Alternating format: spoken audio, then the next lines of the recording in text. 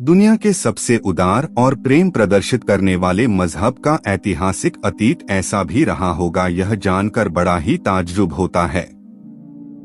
जी हाँ, यहाँ बात हो रही है ईसाईयत की। ईसाईयत का अतीत बहुत करके कड़वाहट और बर्बरता से भरा हुआ था, जिसके बारे में आज के किसी इंसान को शायद ही मालूम हो।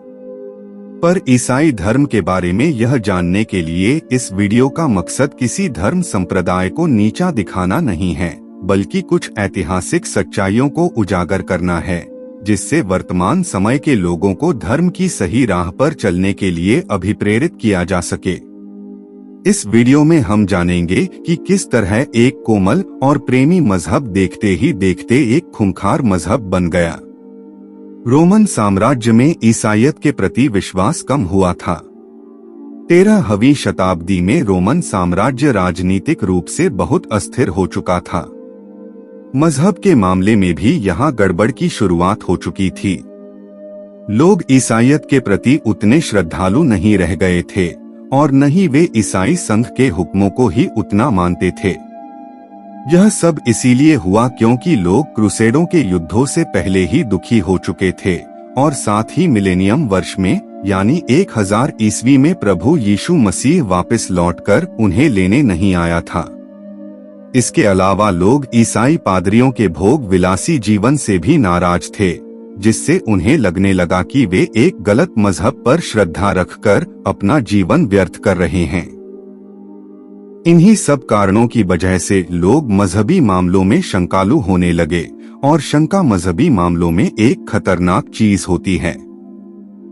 ईसाई संघ का जो रूप बन गया था, उससे पूरी तरह राजी न होने की वजह से लोग कुछ ढीलमिल तौर से और धीरे धीरे रोशनी की खोज में दूसरी तरफ नजरें दौड़ाने लगे।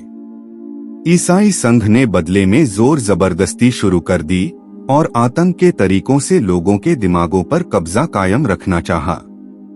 उसे यह ख्याल नहीं रहा कि आदमी का दिमाग बहुत नटखट होता है और शारीरिक बल इसके खिलाफ बहुत कमजोर हथियार है। उसने कोशिश यह की कि लोगों और समूहों की अंतरात्मा की बेकरारियों का गला घोट दे। उसने शंका का जवाब तर्क और दलील से देने की बजाय डंडे और सूली से देने की कोशिश की। रोमन ईसाई संघ ने सच्चे ईसाई संप्रदायों को नष्ट किया। सबसे पहले 1155 ईस्वी में ब्रेशिया के आर्नोद पर इनका गुस्सा फूटा, क्योंकि यह इंसान भ्रष्ट ईसाईयत और भ्रष्टाचारी पादरियों की निंदा करता था। ईसाई संघ ने इस निर्दोष इंसान को झूठे दोष लगाकर फांसी पर टंगा दिया और फिर उसकी लाश को जलाकर उसकी राख को ताइबर नदी में फेंकवा दिया। रोमन ईसाई संघ ने उस हर ईसाई संप्रदाय के विरुद्ध धर्म युद्ध की घोषणा कर दी जो मजहबी मामलों में कम कट्टर और सही मार्ग पर थे।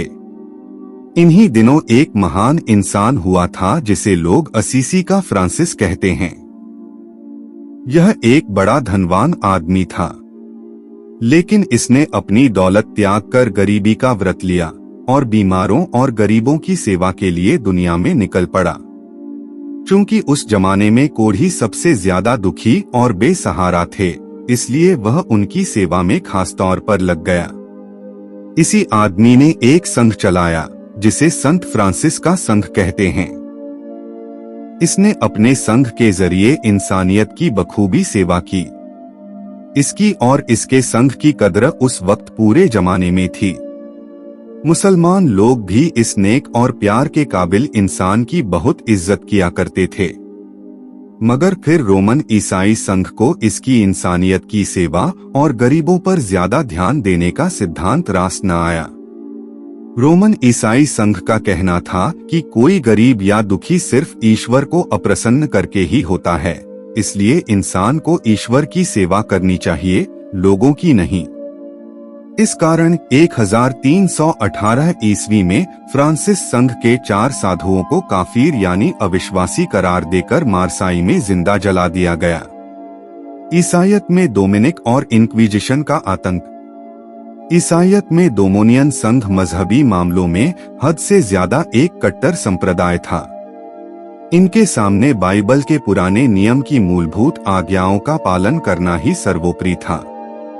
अगर कोई सीधी तरह इन बातों को न समझे तो उसे मार मार कर समझाया जाता था। 1233 ईस्वी में इंक्विजिशन कायम करके ईसाई संघ ने बाकायदा और सरकारी तौर पर मजहब में हिंसा का राज कायम कर दिया।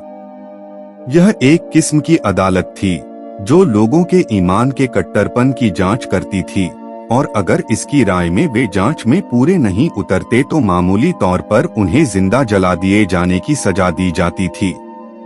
अविश्वासियों यानी काफिरों को बाकायदा ढूंढ ढूंढ कर पकड़ा गया और उनमें से सैकड़ों को जिंदा जला दिया गया। जिंदा जलाने से भी ज्यादा बुरी बात यह थी कि लोगों से प्रायश्चित कराने के लिए उन्हें भयंकर यातनाएं दी जाती थीं। बहुत सी गरीब अभागी औरतों पर डायने होने का झूठा आरोप लगाया जाता था और वे जला दी जाती थीं। पोप के फतवों ने मानवता का सत्यानाश किया। पोप ने एक फतवा जारी किया जिसमें हर एक आदमी को मुखबिर बनने का हुक्म दिया गया। पोप ने रसायन विज्ञान के खिलाफ फतवा दे दिया और इसे शैतानी हुनर करार दिया। और ताज्जुब यह है कि ये तमाम अत्याचार और आतंक सच्चे विश्वास के साथ किए जाते थे। इनका विश्वास यह था कि किसी आदमी को जिंदा जलाकर वे उसकी आत्मा को या दूसरों की आत्माओं को पापों से बचा रहे हैं। मजहबी लोगों ने अक्सर अपनी बात दूसरों से जबरदस्ती मनवाने की कोशिश की है। उन्होंने अपने विचार जबरदस्ती दूसरों के गले में उतारे हैं और वे समझते रहे हैं कि वे जनता की सेवा कर रहे हैं। ईश्वर के नाम पर इन्होंने लोगों को मारा है और हत्याएं की हैं। और अमर आत्मा को बचाने की बात करते हुए इन्होंने नाशवान शरीर को जलाकर राख कर देने में जरा भी संकोच नहीं किया है। मजहब का लेखा बड़ा खराब रहा है, पर जल्लादी बेरहमी में इंक्विजिशन को मात करने वाली कोई चीज आज तक दुनिया में मेरे ख्याल से नहीं हुई है। और फिर भी यह अचंभे की बात है कि ऐसी हरकतों के लिए जिम्मेदार लोगों में से बहुतों ने यह काम अपने निजी फायदे के लिए नहीं बल्कि इस पक्के विश्वास से किया कि वे सही चीज कर रहे हैं। ईसाई संघ की कड़ी आलोचना और उसका दो गुटों में बंट जाना। वाइक्लिफ जानहस नामक एक अंग्रेज पादरी ने ईसाई संघ की कड़ी आलोचना की। यह ऑक्सफोर्ड विश्वविद्यालय में एक प्रोफेसर था। इसी ने सबसे पहले बाइबल का अंग्रेजी भाषा में अनुवाद किया था। इसके मरने के बाद ईसाई संघ ने इसकी कब्र से इसकी अस्थियों को निकालकर जलवा दिया था, पर ईसाई संघ इसके अच्छे विचारों को न जलवा सके और इसके विचार तेजी से फैलने लगे। बोहेमिया में जो अब चेकोस्लोवाकिया कहलाता है, इसके विचारों की लहर से जनमानस बहुत प्रभावित हुआ, जो बाद में प्राग विश्वविद्यालय का कुलपति हुआ था। जानहस की अपने देश में बहुत इज्जत थी। जान के विचारों को पोप ने छेक दिया और उसे ईसाईयत के खिलाफ कहा, पर बावजूद इसके ये जानहस का कुछ न बिगाड़ सके क्योंकि यह अपने इलाके में बहुत मशहूर था। लेकिन ईसाई संघ और पोप ने एक षड्यंत्र के द्वारा इसे पकड़ लिया और इसे ईसाई संघ के खिलाफ अपनी गलती कबूल करने पर दबाव डाला गया। लेकिन अपने ईमान और सच्चाई में अडिग जान ने पीड़ादायक भयंकर मृत्युदंड को कबूल किया, सिवाय इसके कि वह झूठे मजहब के आगे घुटने टेके। जानहस का बलिदान बेकार नहीं गया। इस चिंगारी ने बोहेमिया में उसके पीछे चलने वालों में विद्रोह की आग जला दी। पोप ने इन लोगों के खिलाफ ईसाई जिहाद की घोषणा कर दी।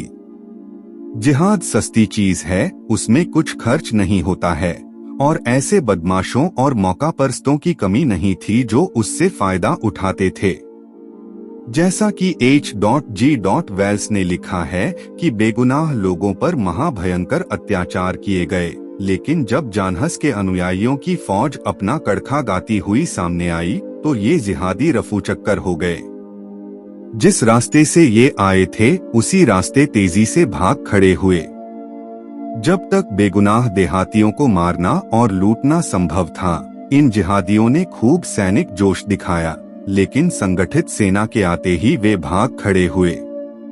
इस तरह निरंकुश और अपने खास विचारों को ही मानने वाले मजहब के खिलाफ बलवों और विद्रोहों का सिलसिला शुरू हुआ, जो आगे चलकर सारे यूरोप में फैले और जिन्होंने उसे दो विरोधी दलों में बांट दिया और जिन्होंने आगे चलकर ईसाईयत के कैथोलिक और प्रोटेस्टेंट दो टुकड़े कर दिए। तो हमें आशा है कि यह वीडियो आपको पसंद आया होगा।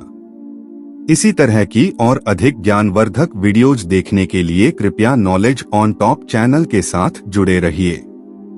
धन्यवाद।